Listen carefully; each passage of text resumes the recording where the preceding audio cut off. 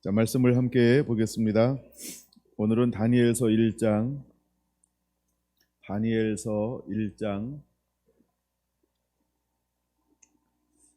다니엘서는 단입니다. 다니엘서 1장 1절에서 9절까지 보겠습니다. 유다 왕 여호야김이 다스린 지 3년이 되는 해에 바벨론 왕 느부갓네살이 예루살렘에 이르러 성을 에워 쌓더니 주께서 유다 왕 여호야김과 하나님의 전 그릇 얼마를 그의 손에 넘기심에 그가 그곳을 가지고 신할 땅 자기 신들의 신전에 가려다가 그 신들의 보물 창고에 두었더라. 왕의 한간장 아스브나스에게 말하여 이스라엘 자손 중에서 왕족과 귀족 몇 사람 곧 흠이 없고 용모가 아름다우며 모든 지혜를 통찰하며 지식에 통달하며 학문에 익숙하여 왕궁에 설만한 소년을 데려오게 하였고 그들에게 갈대아 사람의 학문과 언어를 가르치게 하였고 또 왕이 지정하여 그들에게 왕의 음식과 그 마시는 포도주에서 날마다 쓸 것을 주어 3년을 기르게 하였으니 그 후에 그들은 왕 앞에 서게 될 것이더라. 그들 가운데는 유다 자손 곧 다니엘과 하냐냐와 미사엘과 아사랴가 있었더니 환관장에 그들의 이름을 고쳐 다니엘은 베드사살이라 하고 하냐냐는 사드락이라 하고 미사엘은 메삭이라 하고 아사랴는 아벳느고라 하였더라. 다니엘은 뜻을 정하여 왕의 음식과 그가 마시는 포도주로 자기를 더럽히지 아니하리라 하고 자기를 더럽히지 아니하도록 환관장에게 구하니 하나님이 다니엘로 하여금 환관장에게 은혜와 긍휼을 얻게 하신지라. 아멘. 네, 기도하는 사람 19번째. 오늘은 이렇게 기도하를 한번 쉬고 다니엘의 기도 이런 소제목으로 함께 은혜를 나누겠습니다. 네, 기도하는 사람 19번째 다니엘의 기도.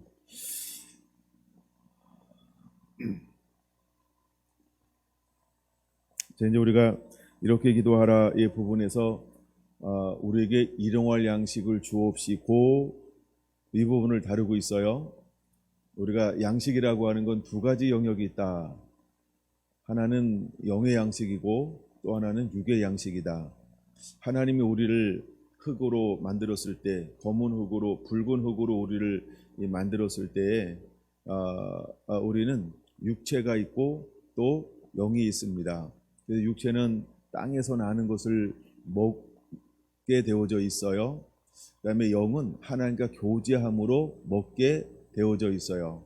먹는다라는 의미는 먹으면 산다 이런 의미가 있습니다. 그 말씀을 제가 준비하다가 이제 다니엘서를 보는데 이 다니엘서 가운데 이 영의 양식적인 부분들이 너무나 많이 보이는 거예요. 이것을 영의 양식 이렇게 다루기는 그렇고 그래서 주제를 바꿔서 그냥 다니엘의 기도 이렇게 한번 나누면 좋겠다 그런 생각을 했습니다. 먼저 성경을 제가 오늘은 크게 두 가지를 볼 건데 첫째는 2절을 볼 것이고 두 번째는 9절, 8절, 9절을 보게 될 건데 2절과 8절이 아마 초점이 될 겁니다. 먼저 2절은 여는 장입니다. 2절에서 주도권을 누가 쥐고 있느냐, 즉 주어가 무엇일까요? 주어는 주께서가 주어라는 거죠. 그러니까 주님께서 어떻게 하셨다? 넘기심에 라는 거죠. 그러니까 주님께서 이스라엘을 어디로 넘겨요? 유다를 어디로 넘겨요? 바벨론으로 넘기심에. 이미 다니엘이 기록되기 전에 하나님은 에레미야 선지자를 통해서 무엇을 말씀하셨나요? 포로로 끌려가라, 거기서 정착하여 살아라. 토끼지 말고 내 말을 들어라. 이렇게 말씀을 하셨어요. 그래서 하나님의 말씀을 듣고 남거나 애굽으로 내려가는 사람들은 모든 칼과 기근과 전염병에 죽으리라 라고 말씀하셨어요. 그리고 하나님께서 유다를 바벨론을 통해서 바벨론의 왕 느부갓네살을 통해서 징치하는 이유를 하나님이 설명하셨죠. 하나는 첫째는 우상을 숭배했기 때문이다. 두 번째는 하나님을 섬기지 않았기 때문이다. 그러니까 율법을 지키지 않았기 때문이다 라고 하는 두 가지 큰 이유를 이미 손자를 통해서 선포하셨다라고 하는 것입니다. 그래서 끌려가는 것은 어떤 의미가 있냐면 2절에 말씀하고 있는 것처럼 주님께서 넘기셨다라고 하는 것입니다. 누구한테 넘기냐 하면 여호야김 왕 때에 하나님께서 이제 바벨론을 들어서 1차, 2차, 3차 이제 침공을 하게 하는데 다니엘은 언제 포로로 끌려가게 되냐 하면 1차 때인 BC 605년에 이제 끌려가게 되어집니다. 근데 먼저 끌고 갈 때 어떤 사람들을 끌고 갔냐 하면 이 다니엘은 어떤 사람이냐 하면 왕족이나 귀족, 즉 지배층이었는데 최상층, 즉 고급스러운 사람이었다. 그러니까 귀족이었다라고 하는 거죠. 근데 이때 끌려가는 나이를 뭐 여러 가지 견해가 있는데 보통 18살 뭐 이렇게 표현하기도 합니다. 근데 그 중에서 어떤 사람들을 특별히 특별하게 이제 이렇게 교육하기 위해서 부르고 있냐 하면 준비된 사람이라는 그런 부분이 있어요. 그래서 4절에 보니까 첫째는 흠이 없어야 한다. 그 다음에 모든 지혜를 통달하고 있어야 된다. 지식의 통달하다 이 말은 익숙하다 이런 말이죠. 그 다음에 학문에 익숙하여 왕궁에 설 만한 소년을 데리고 오게 하여 이렇게 말하고 있어요. 예. 근데 그 중에 누가 포함되었냐 하면 다니엘이라고 하는 사람이 포함되어졌다라고 하는 것입니다. 근데 이때 나라가 멸망하는 데 있어서도 두 가지 개념이 있어요. 나라는 지금 전체 어떤 상태예요? 죄악이 관영한 상태. 그래서 하나님께서 유다를 멸망할 수밖에 없는 상태. 그럼 나라는 그런 죄를 범하고 있어요. 그럼 나라를 이루고 있는 국민 한 명 한 명들은 전부 어떤 상태일까요? 우리가 크게 두 가지로 볼 수가 있겠죠. 하나는 똑같이 그 흐름을 타고 우상 숭배하고 율법을 어기는 사람. 근데 그 중에 어떤 사람들이 있냐 하면 항상 있는 것은 남은 자라고 하는 사람들이 있다라고 하는 것이죠. 근데 남은 자라고 하는 것은 하나님을 경외하고 하나님을 섬기는데 하나님의 율법대로 사는 사람들이 있다라고 하는 것입니다. 근데 뚜껑을 딱 열고 보니까 어떤 사람이 하나님을 경외하는 사람이었을까? 어떤 사람이 하나님의 율법대로 살기를 원하고 작정하고 있는 사람이었을까가 지금 드러나고 있는 것이지요. 그 부분을 다니엘서를 통해서 우리에게 보여주고 있습니다. 그 부분을 제가 먼저 첫 부분을 좀 다루고 그 뒷부분을 좀 다룰 것인데, 첫째 우리가 2절에서 보면 뭐라고 말하고 있냐 하면 주께서 이렇게 번역을 했어요. 이 주께서 유다 왕 여호야김과 하나님의 전 그릇 얼마를 그의 손에 넘기심에, 뒤에 말하는 그의 손은 느부갓네살 즉 바벨론의 손에 넘겼다라고 말합니다. 근데 누가 넘겼다라고 말하고 있어요? 주께서라고 말합니다. 뭐 영어로는 로드라고 번역되어 있을 것이지만 히브리어로는 아도나이라는 말입니다. 아도나이라고 하는 것은 어떤 의미가 있냐면 보통 우리 성경에는 아도나이를 주님 이렇게 번역을 했어요. 그럼 아도나이라고 하는 것은 어떤 의미가 있냐면 하나님이 주인이시다 이런 의미예요. 누가 주인이라고요? 하나님이 내 삶의 주인이십니다가 아도나이라는 말입니다. 그래서 예수님은 언제나 주님이셨다는 거예요. 주인이다라고 하는 건 뭐냐면 다른 말로 내 삶의 임금이라는 거죠. 임금. 그래서 누가 유다를 바벨론에 넘겼어요? 왕이신 여호와 하나님이 넘기셨다라고 하는 것입니다. 그래서 우리가 예수님을 영접하는 순간 놀라운 변화가 일어나죠. 예수님을 영접하면 십자가를 지시고 피로 나를 구원하시며 인생의 주인 되심을 믿음으로 고백하는 거죠. 그러므로 우리는 하나님의 자녀가 되어지는 순간 예수님은 내 삶의 주인, 왕이 되어주시는 것입니다. 이런 것처럼 우리의 고백이 예수님은 나의 삶의 주인이십니다 라고 고백을 합니다. 그럼 주인이 하는 일이 있어요. 주인은 어떤 일을 하냐 하면 그 종의 개념도 노예가 있고 종이 있어요. 예, 근데 이 종에게는 자유가 있습니다. 노예에게는 자유가 없습니다. 이런 큰 차이가 있는데 우리가 예수님을 영접하면 종이 되지만 또 하나 다른 개념이 하나 있죠. 영접하는 자 곧 그 이름을 믿는 자에게는 하나님의 자녀라고 하는 자녀가 되는 개념이 있다라고 하는 겁니다. 그래서 지금 유다는 하나님의 자녀, 상속자, 유업이라는 개념이 있어요. 그래서 하나님의 백성, 거룩한 제사장의 나라 이런 개념이 있어요. 그래서 예수님을 왕으로 모시면 그 주인 되신 하나님은 백성들을, 자녀들을, 종을 그를 향하여 무엇을 하시냐 하면 모든 필요를 공급하여 주십니다. 그를 보호해 주십니다. 그 다음에 친밀한 관계를 맺습니다. 그리고 우리에게 모든 권리를 허락하십니다.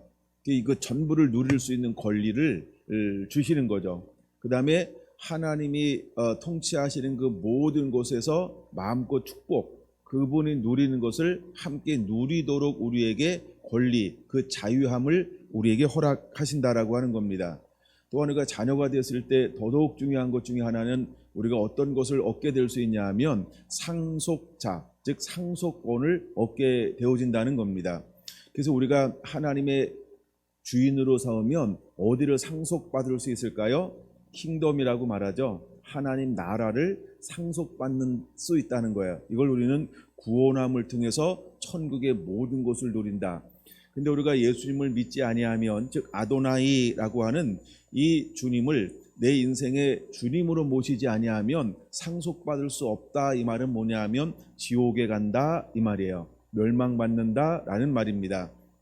그러므로 여러분들도 예수님을 마음으로 믿어 의에 이르고 또 입으로 시인하여 구원에 이르러 저 천국을 상속받는 하나님의 자녀로 살아가게 되기를 예수님의 이름으로 축원을 드립니다. 우리가 예수님이 아도나이라고 할 때 이 아도나이는 우리의 방패가 되어주시고 우리의 상급이 되어주시고 우리와 함께 하시는 분이시며 우리를 지켜주시는 분이라고 하는 것입니다. 이제 이 은혜가 우리 모두에게 그렇게 임하게 되기를 원합니다. 제가 이 아도나이라고 하는 이 부분을 너무 많이 다루면은 그 뒷부분을 못 다룰 것 같아서, 왜냐하면 뒷부분 제가 말씀을 준비하다가 너무너무 많은 은혜를 받아서 오늘은 좀 제가 오전만 할 수 있잖아요.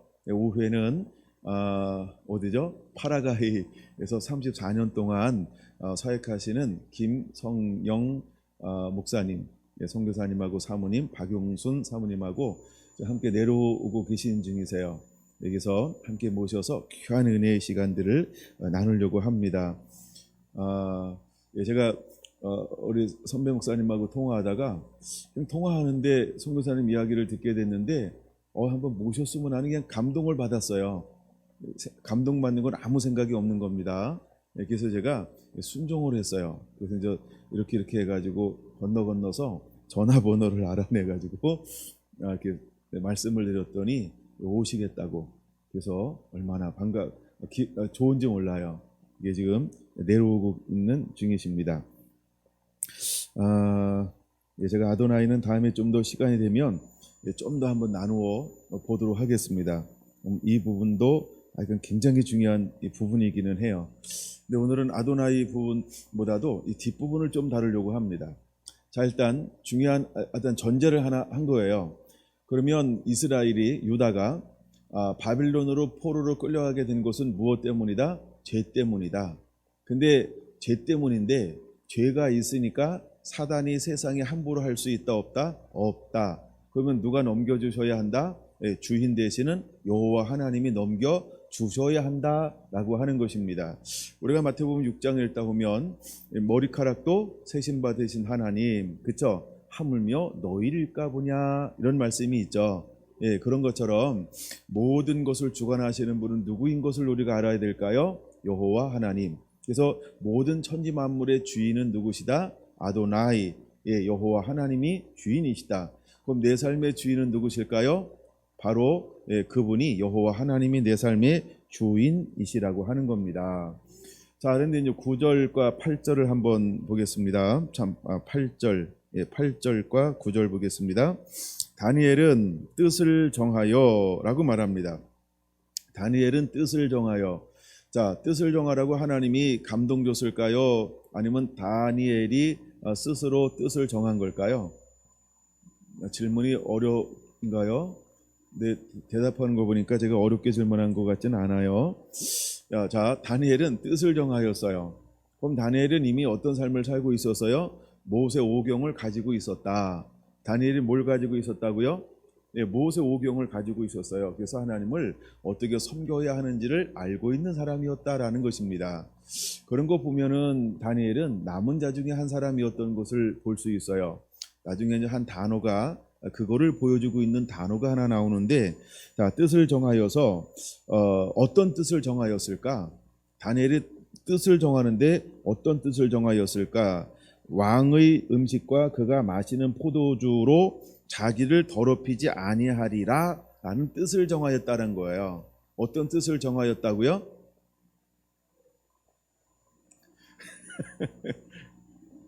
예, 감사합니다. 길어서 제가 지금 박자를 세고 있는 거예요. 자기를 더럽히지 아니하리라, 이게 핵심이에요.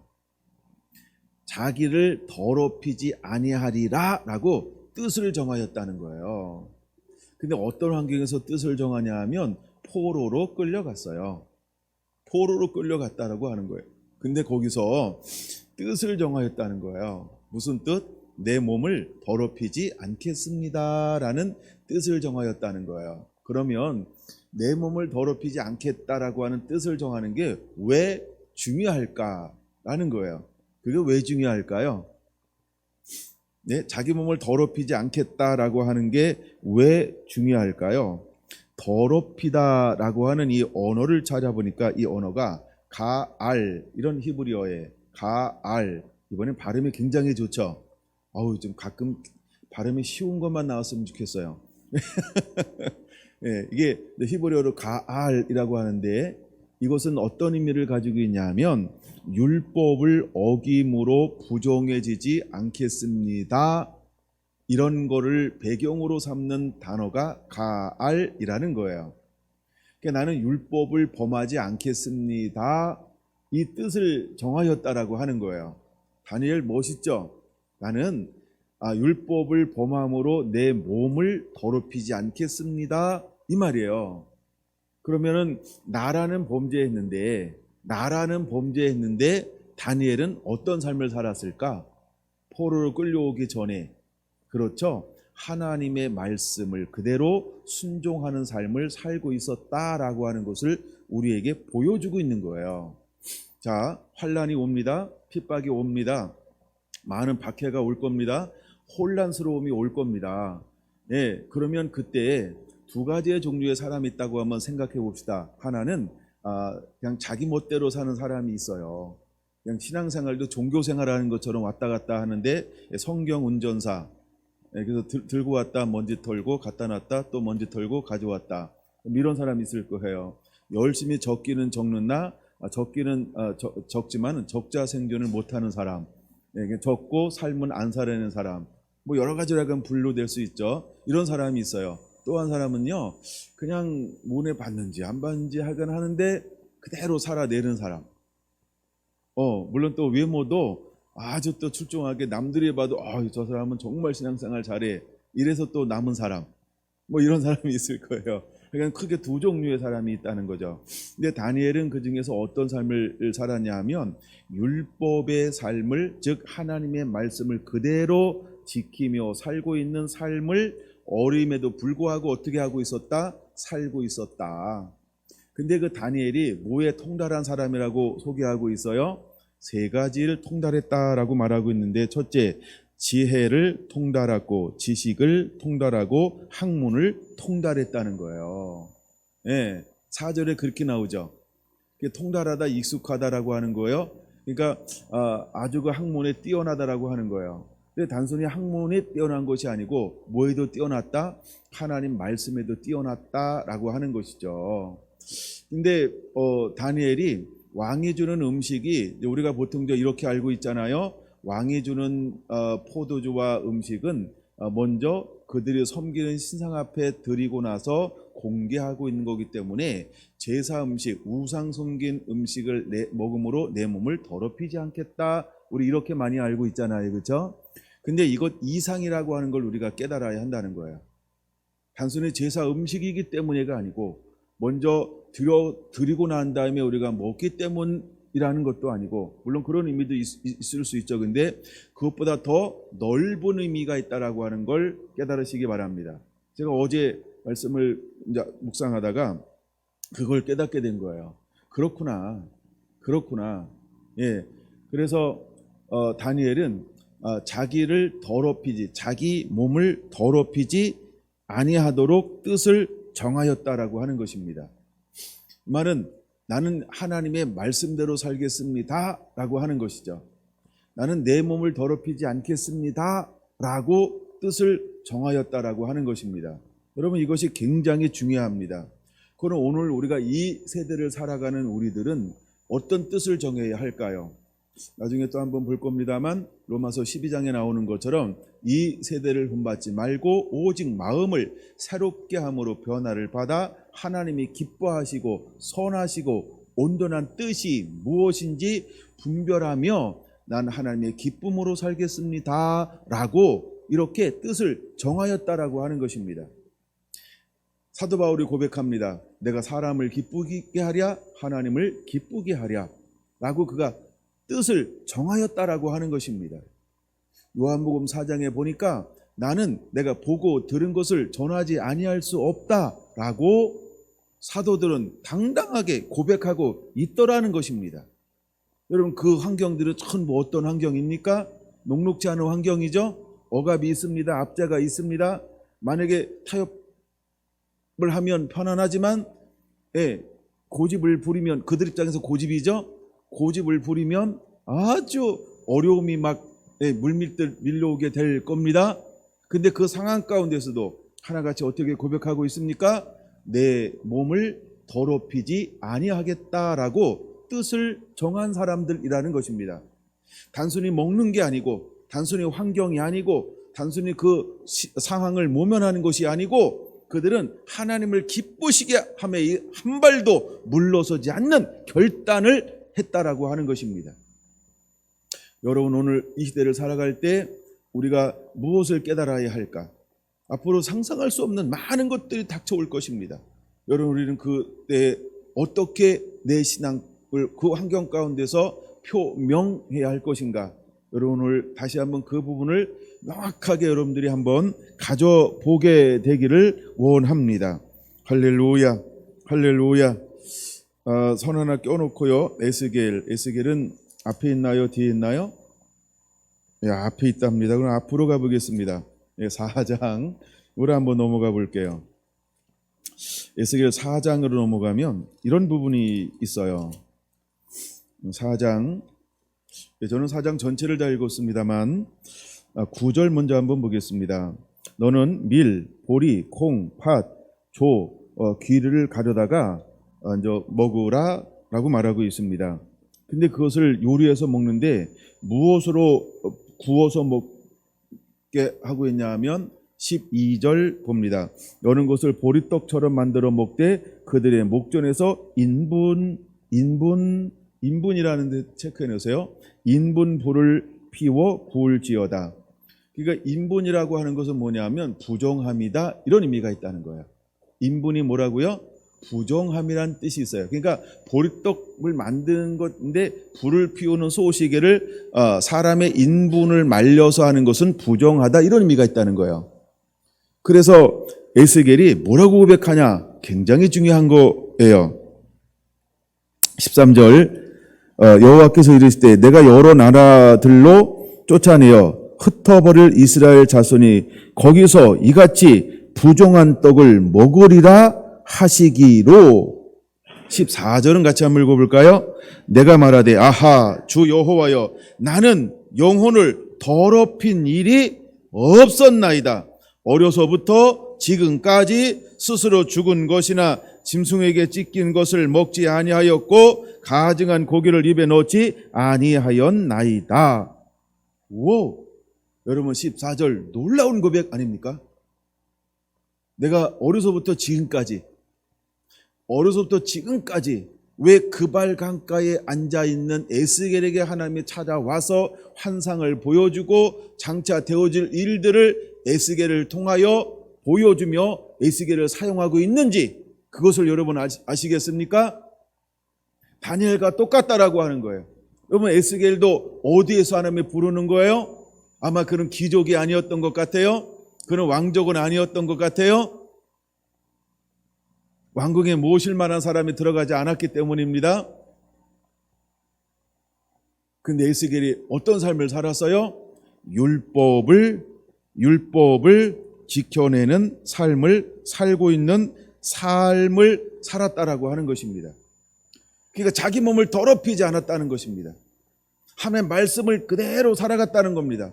그는 무엇을 통하여 자기 몸을 더럽히지 않는 삶을 살았을까요? 먹는 것으로 인하여.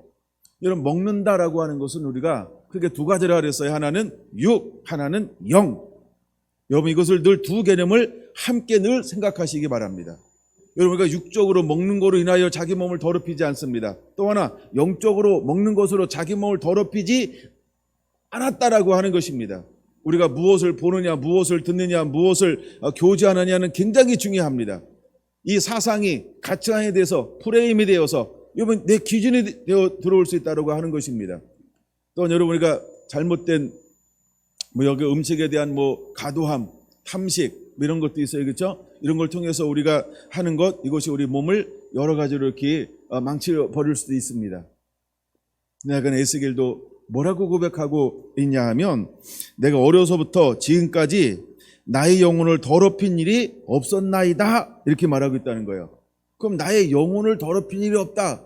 아니 갑자기 야 보리떡 만들어 먹어 이랬단 말이에요. 그랬더니 난 영혼을 더럽힌 일이 없습니다. 이렇게 말하는 거예요. 이게 이해가 됩니까? 야 육체의 배를 차워 그랬더니 에스겔이 뭐라고 말한다고요? 나는 영의 양식으로 더럽힌 걸 먹어본 적이 없습니다. 이렇게 말하는 거예요. 여러분 육의 양식을 얘기하는데 왜 에스겔은 영의 양식을 얘기할까요? 그러므로 먹는 것은 육과 영이 있다라고 하는 겁니다.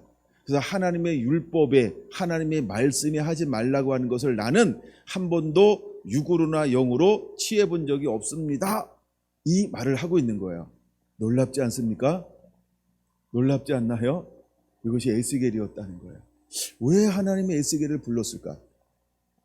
이게 어제 이 부분을 보면서 하여간 저는 개인적으로 너무 은혜가 됐어요. 여러분들은 아마 집에 가서 은혜가 될 것 같아요. 분위기 보니까. 그때 이제 15장에 뭐라고 말씀하고 있냐면 이렇게 말씀하고 있어요. 그래 알았어. 그러면 인분으로 하지 말고 야 새똥으로 해 새똥. 근데 원래 새똥은 하나님이 허락한 거예요. 그래서 야 인분으로 하지 말고 야 새똥으로 해라.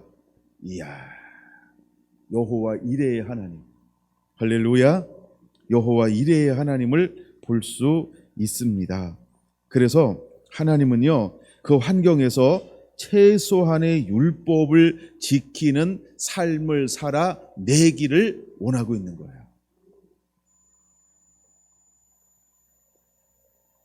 우리가 이제 사순절에 하는 것 중에 하나가 뭐냐면 여러 가지 금식을 합니다. 근데 옛날에는 그냥 곡기를 끊는 금식을 했단 말이에요. 먹는 걸 여러 가지로 이렇게 하는 걸 금식을 했어요. 근데 요즘에는 먹는 것뿐만이 아니라 우리의 문화 금식도 많이 하죠. 또 탄소 금식 이런 거 하죠. 이거 세제 쓰지 않는 이런 거. 제가 별로 얘기하지 않아서 잘 모르나 봐요. 제가 얘기하지 않아도 여러분 서핑을 많이 하시기 바랍니다. 네. 네. 그래서 하여간 그런 금식들 다양하게 하기도 합니다. 근데 에스겔은 그 환경 가운데서 최소한의 율법을 지켜내고 있는 삶을 살고 있다는 겁니다. 이 정도 하고 사도행전 10장으로 한번 넘어가 보겠습니다. 사도행전 10장, 고넬료 이야기가 소개가 되어집니다. 근데 그 중에 한 사람이 더 소개가 되어지는데 그 사람은 베드로입니다. 9절 보겠습니다. 이튿날 그들이 길을 가다가 그 성에 가까이 갔을 때에 그때 베드로가 기도하려고 지붕에 올라가니 그 시각은 제6시더라. 그가 시장하여 먹고자 하매 뭐하여? 그건 먹었어요? 굶었어요? 네? 잘 몰라요? 네, 굶었어요. 그 다음 절 나옵니다. 사람들이 준비할 때에 황홀 중에 하늘이 열리며. 그럼 먹었어요? 못 먹었어요? 그럼 베드로는 배고파요? 배불러요? 배고파요. 야, 이 절묘한 타이밍이라는 거예요. 절묘한 타이밍이라는 거예요. 제가 이제 극적으로 강조했으니까 계속 그 긴장감을 가지고 있으면서 11절 배고파요. 근데 하늘이 열리며 뭐가 내려와요? 한 그릇이 내려오는 것을 보니 큰 보자기 같고 네 귀를 메어 땅에 들이웠더라. 그 안에는 땅에 있는 각종 네 발 가진 짐승과 기는 것과 공중에 나는 것들이 있더라. 또 소리가 있으되, 지금 베드로가 어떤 상태라고요? 배고파요. 그랬더니 음성이 들려오는데 뭐 하라고 그래요? 이제는 베드로야 일어나 잡아먹어라. 옳거니 잘됐다. 웬 포식이냐. 이럴 수 있는 거예요. 왜? 갑자기 고기가 내려와요. 근데 베드로가 뭐라고 이야기합니까? 14절 별표해 놓으시고요. 14절은 별표예요. 별표에 가치가 있습니다. 그렇죠? 같이 한번 읽어보겠습니다. 시작. 베드로가 이르되 주여 그럴 수 없나이다. 속되고 깨끗하지 아니한 것을 내가 결코 먹지 아니하였나이다 한데, 여러분 어려서부터 지금까지 베드로도 무엇을 먹지 않은 사람이에요? 속되고 깨끗하지 아니한 것을 먹음으로 내 몸을 더럽히지 아니한 사람이 누구였다? 베드로였다는 거야. 갑자기 베드로가 부러워지지 않나요? 나도 진작에 이런 은혜가 임하고 진작부터 이렇게 살아야 되는데 내 나이 안 물을게요. 네, 지금부터 시작하시면 됩니다. 제 심정이 어제 그런 심정이었어요. 와, 정말 난 다니엘만 그런 줄 알았어요. 다니엘만. 근데 갑자기 에스겔이 보여주는 거예요. 그 다음에 베드로가 똑같이 이렇게 한 거예요. 와, 너무 멋있는 거예요. 사도 바울이 실제로 이런 삶을 살아내는 거예요. 그랬더니 보세요. 지금 배고파요. 근데 그는 속되고 깨끗하지 아니한 것을 내가 결코 먹지 아니하였나이다. 이 말은 뭐예요? 그걸 먹음으로 내 몸을 나는 더럽힐 수가 없습니다. 이렇게 고백하는 거예요. 지금 어떤 상황 가운데서 자기가 자기 주장을 굽히지 않나요? 환상이 보는 가운데. 그 환상 보면 굉장히 환상적이잖아요. 좋은 거 아닌가요?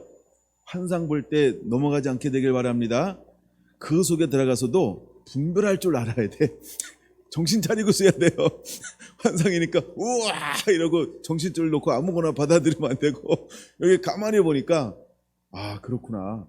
다니엘도 정신 차리고 있었네. 에스겔도 정신 차리고 있었네. 베드로도 정신 차리고 있었네. 어제 그거를 발견했어요. 이게 무조건 받아들이는 게 아니고요. 그러니까 무엇이 먼저 중심이 되어야 하는가를 보여주고 있는 걸까요? 하나님의 말씀. 이게 중심에 서 있다. 누구에게도? 다니엘에게도, 에스겔에게도, 베드로에게도. 그게 어떤 신비한 경험이나 아주 막 초자연적인 어떤 역사, 그것보다 더 중요한 게 뭐였다? 말씀의 중심에 서 있는 것이었구나. 누구도 그랬다? 다니엘도 그랬고, 에스겔도 그랬고, 베드로도 그랬고. 지금 3명만 쓰니까 3명만 얘기하면 정답이에요. 그래서 이 분들이요, 말씀의 중심에 서 있었던 거예요. 근데 베드로에게 그 음성이 들려오는데 뭐라고 들려오나요? 베드로야, 내가 어떻게 했다? 깨끗하게 했다. 잡아 먹어라. 물론 잡아먹어라 이렇게 하지 않고 먹어라 이렇게 했어요. 근데 여러분, 내가 또 한 번 놀란 게 16절 때문에 그랬어요. 이 씨름을 베드로가 몇 번 할까요? 3번. 그러면 뭐 생각나는 거 있죠? 주여, 이 잔을 내게서 지나가게 하여 주옵소서. 나 요한대로 마옵시고. 와, 물론 제가 이제 아도나이 이걸 볼 때 이제 사사기 6장으로 넘어갔다가 와야 되는데 그걸 좀 건너뛴 거예요. 거기 보면 기도원이 하나님 앞에 기도하는 내용이 이런 씨름을 한다는 거예요. 예, 근데 그 씨름할 때 기도원이 뭐라고 부르냐 하면, 주여, 주께서 주님이시면 이렇게 하겠나이다. 계속 그는 주라고 고백하고 있어요. 주님. 근데 몇 번씩이나 한다고요? 계속 이 기도 씨름을 해요. 크게 3번, 크게는 2번 합니다. 이렇게. 하여간 그런 부분이 나와요. 나중에 모세도 그런 부분이 기록이 되어져 있어요. 그래서 아하, 그럴 수 있구나. 주께서, 이건 출애굽기 4장에 나오는 건데, 하여간 막 주께서라고 하면서도 계속 씨름을 해요. 나는 입이 노란 자인데 뭐 이러면서 이제 아하, 분명히 주님입니다라고 고백하면서 우리가 그럴 수 있다라고 하는 거예요. 우리가 이 씨름할 때. 근데 잘 보세요. 베드로가 몇 번을 씨름해요? 3번. 이런 일이 3번 있은 후라고 말합니다. 그럼 여러분, 우리도 씨름할 수 있다는 거예요. 그걸 보여주고 싶은 거예요, 제가. 한 번에 우리가 순종하자, 한 번에 성공하자, 나는 한 번에 해야지. 한 번에 하도 참 너무 멋있죠. 근데 여러분, 여러 번에 해도 하기만 하면 돼요. 근데 너무 많이 하지는 마세요. 모세를 부를 때 모세가 몇 번 씨름한다? 잊어버렸죠? 4번 씨름해요. 그때는 5번째 할 때 하나님께서 막 어휴 이러잖아요. 그러니까 적당히 씨름하시면 됩니다. 계속 씨름을 하는 거예요. 우리가 이제 아브라함이 그 이제 소돔과 고모라를 놓고 기도할 때도 한 번만 더, 한 번만 더, 한 번만 더. 그러니까 아예 처음부터 한 번만 더의 말을 넣지 마. 우린 거기서 배워야 돼. 50명이요. 뭐 이런 식으로 해가지고 나 10명이요. 한 번만 더 이 말만 안 했어도 계속 내려올 수 있었잖아. 그렇죠? 아닌가? 이게 제 생각입니다. 그래서 한 번만 더 이런 걸 스스로 한계를 긋지 마. 우리가 가끔 이러잖아요. 한 입만요. 이러잖아요. 그렇죠? 한 입만 먹으면 정말 그 다음에 안 달랍니까? 그냥 통째 다 먹고 싶죠? 그러니까 그 한 입만요 이지 말고 같이 먹자. 나도 먹고 싶어요. 이러고 제한되는 말을 빼고 다른 걸로 이렇게 좀 유혹을 하세요. 그래서 제가 이 부분을 볼 때, 베드로도 이 부분을 놓고, 그러면 베드로가, 우리가 보통 베드로를 어떤 사람이라고 말을 합니까? 어부고 바닷가에 사는 사람이니까 좀 지적으로는 떨어지는 사람, 이렇게 우리가 보통 이야기하잖아요. 그렇죠? 어떤 그냥 촌놈, 배우지 못한 사람, 이렇게만 한단 말이에요. 근데 이 정도 자기 몸을 더럽히지 않겠다라고 씨름하는 거 보면, 그렇죠? 세상 학문은 없어도 하나님의 믿음은 어떤 사람이었을까? 그래서 저는 그걸 깨닫고 난 다음에는 베드로를 못 배운 사람이라고 표현하지 않습니다. 실제는 그거를 깨닫고 난 다음에. 왜냐하면 그래서 하여간 이 베드로는 말씀 앞에는 어떤 사람이었어요? 아주 당당한 사람이었다는 거예요. 사랑하는 성결한 성도 여러분, 이런 단어 오랜만에 쓰는데 여러분들은 말씀 앞에 당당한 자가 되기를 축원합니다. 당당한 자가 되기를 축원합니다. 나 이 부분 보면서 너무 감동 먹고, 베드로가 너무너무 멋있는 거였어요. 근데 이 부분에 또 하나 중요한 게 있어요. 잘 보세요. 그럼 이게 내려온 곳이 먹는 거예요? 사람이었어요? 음식이었어요? 사람이었어요? 베드로에게 이게 음식이었어요? 사람이었어요? 에스겔서도 정말 음식이었어요? 이게 민족이었어요? 여러분, 다 달라요. 그렇죠? 단순히 먹는 문제가 먹는 게 아니고 양식이 아니고요. 이게 뭐였어요? 영이라는 거예요. 사람이라는 거예요. 영혼이라는 거예요. 놀라운 개념이 있다라고 하는 겁니다. 그러니까 자기 몸을 더럽히지 않겠다라고 하는 이 부분. 첫째는 여러분, 우리가 육적으로 먹는 부분에 대해서 약간 이런 부분에서 우리가 나름대로 어쨌든 절제와 구분할 수 있는 부분이 있었으면 좋겠고, 두 번째는 영적으로 어떤 우리가 보고 듣고 우리가 뭐 아무거나 듣는다, 뭐든지 듣는다, 하여튼 듣는 건 괜찮아. 그러나 무엇을 듣냐는 굉장히 중요하다. 그 사이간 베드로는 먹는 게 아니고 뭐였다? 사람이었다. 그 사람이 누구였다? 고넬료였다. 근데 고넬료가 어떤 사람이었다? 미방인이었다. 근데 유대인들은 어떤 사고를 가지고 있었다? 이방인을 상종하지 않는다. 부정되다. 더럽다라고 여겼다. 근데 베드로는 뭘 가지고 있었다? 나는 이방인을 상종하지 않아요. 근데 하나님은 무엇을 품으라고 말씀하신다? 이방인을 품으라고 말한다. 그러면 누구의 가치관을 내려놔야 될까요?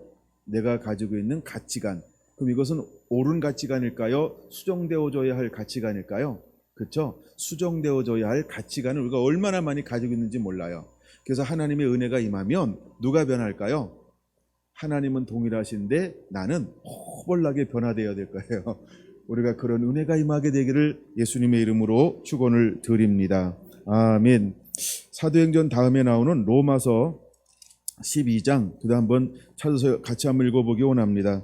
로마서 12장 1절입니다. 준비됐나요? 1절, 2절.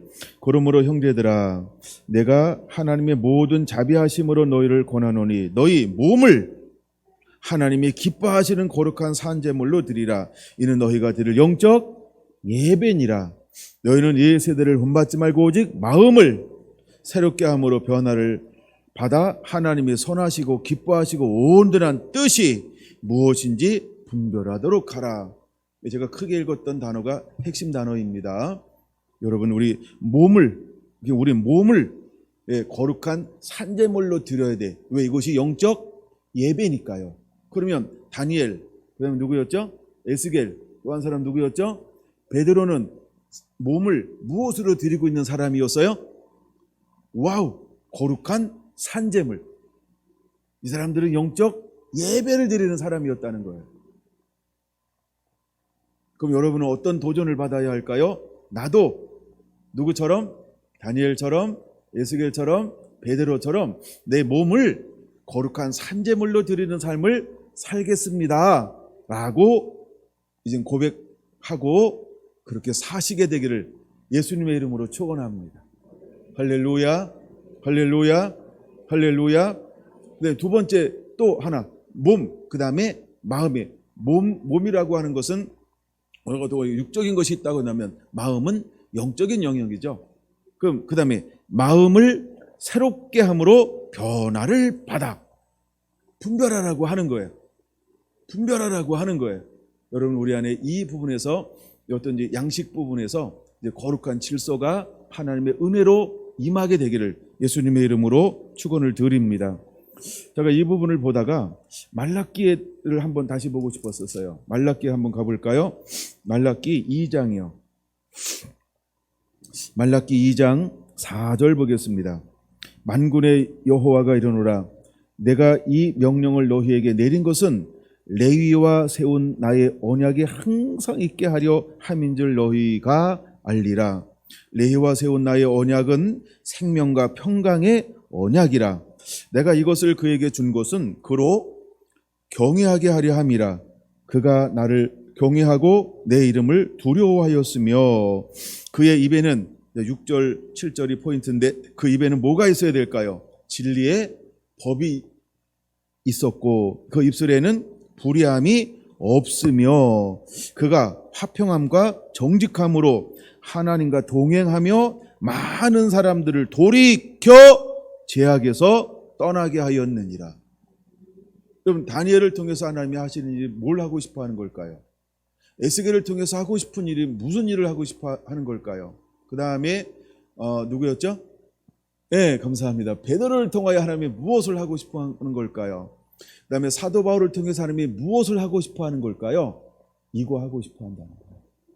돌이켜 수많은 사람들을 죄에서 돌이켜 하나님께로 돌아오게 하는 거예요.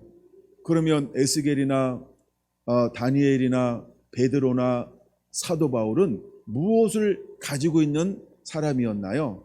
요한복음 4장 34절에 말하고 있는 것처럼 나의 양식은 나를 보내신 이의 뜻을 행하며 그의 일을 온전히 이루는 이것이니라. 이 양식을 가지고 있는 사람들이었다라고 하는 걸 우리가 알아야 합니다. 그래서 다니엘은 뜻을 정한 겁니다. 내 몸을 더럽히지 아니하겠나이다. 이때부터 하나님께서 다니엘의 삶 가운데 무엇을 부어주기 시작합니까? 은혜를 부어주기 시작합니다. 한간장에게 은혜가 임하고 사랑받게 하고 기원받게 하고 마음에 들게 하고 마음이 열리게 만들었습니다. 그리고 열흘 동안 시험, 일방적으로 요구하는 게 아니죠. 테스트 한번 해보세요. 그랬더니 하나님께서 얼굴을 더 아름답게 하고 피부가 윤기가 나게 만들고 와우! 할렐루야! 그러고 나서 몇 년 동안 그렇게 자기를 지켜낼 수 있었을까요? 3년 동안요. 이게 한 번으로 끝난 게 아니라는 거예요. 한 번 먹지 마.